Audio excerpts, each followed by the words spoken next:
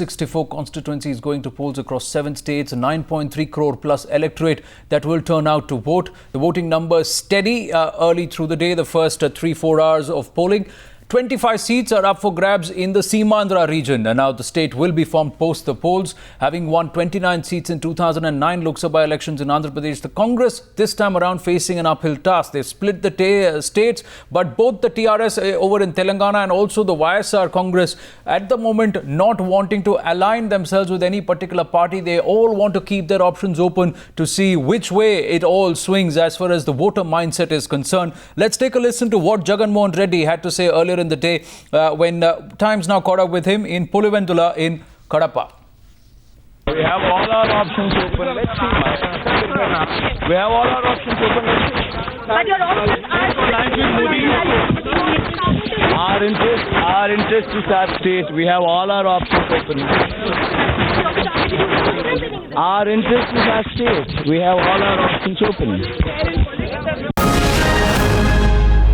Many from the YSR Jaganmohan Reddy family, kith and kin, have turned up in Kadapa early through the day. Sandhya Ravishankar has had a chance to interact with many of them and also seen the turnout of voters. How has the voter turnout been down on ground, Sandhya? And what is the mood? How strong are the YSR chances as they are pitted against the BJP-TDP combined and also the Congress trying to keep its foothold?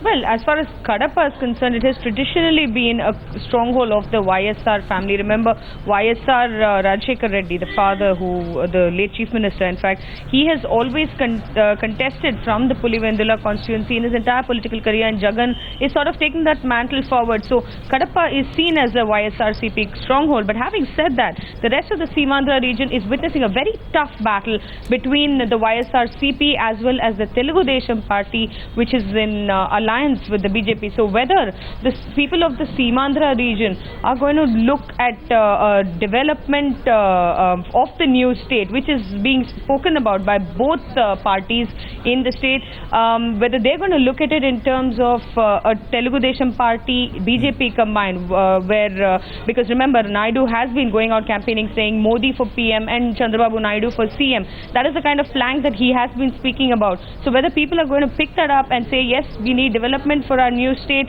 and we need to have an alliance with a strong party in the center, possibly the future government. That is a call that will in fact sway the election here in the Seemandhra region.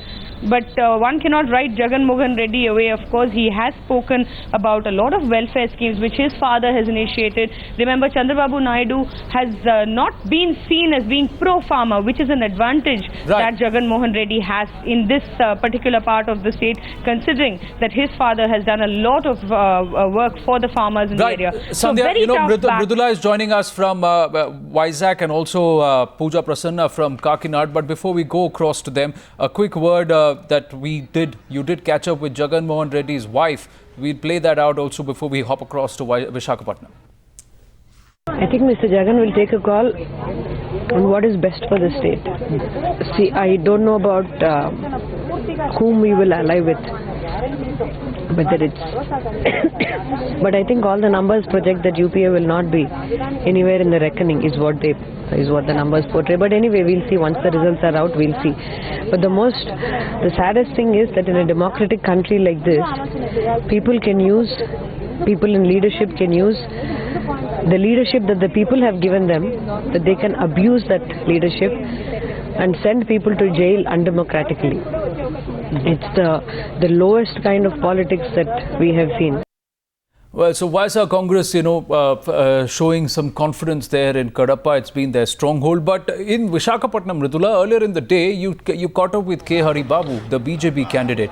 The confidence that he was expressing, especially with the BJP-TDP combined, is there any merit in that? Or is the YSR Congress holding sway even in Vishakapatnam? See, the fight in Simandra is essentially between the TDP and the YSR Congress, because remember, Simandra is also voting for the state government here post bifurcation.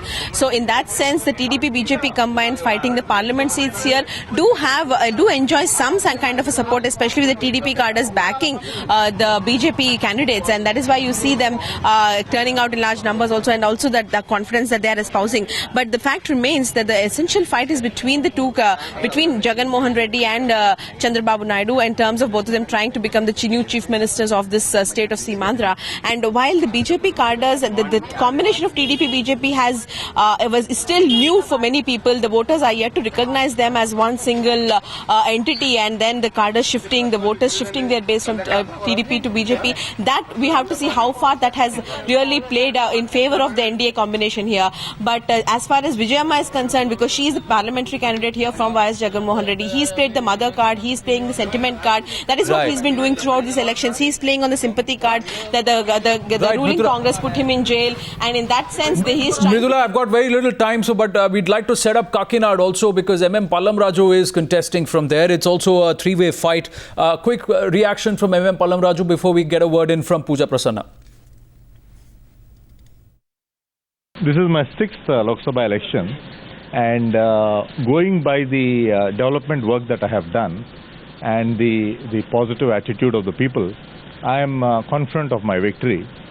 I cannot say that, cannot deny the fact there is, however, a negative sentiment based on the bifurcation of the state, and but I'm hopeful that going by the track record of my development work, I'll be able to overcome that sentiment. So your family, your father and your grandfather, you've held the seat for decades now, but still you have to admit this would be probably the toughest fight that you've had in the years.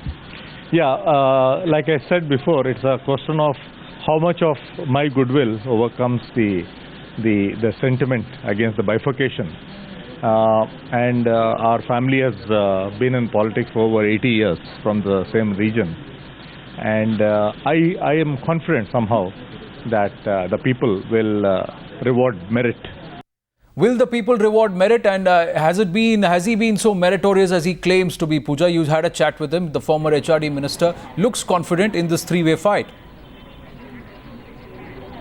Well, Anand, he does put up a brave front, but the fact remains that Congress will have to fight off this huge anti-Congress wave owing to the partition of Andhra Pradesh, the bifurcation of Andhra Pradesh. So when we speak to people here, the sense that we get is despite a certain amount of goodwill that Pallamraju and his family enjoys on their own terms, because of standing from Congress, being a Congress candidate, he will have to face the brunt of the bifurcation, and he's not even a top contender, despite the seat being within his family for the past few decades, Anand.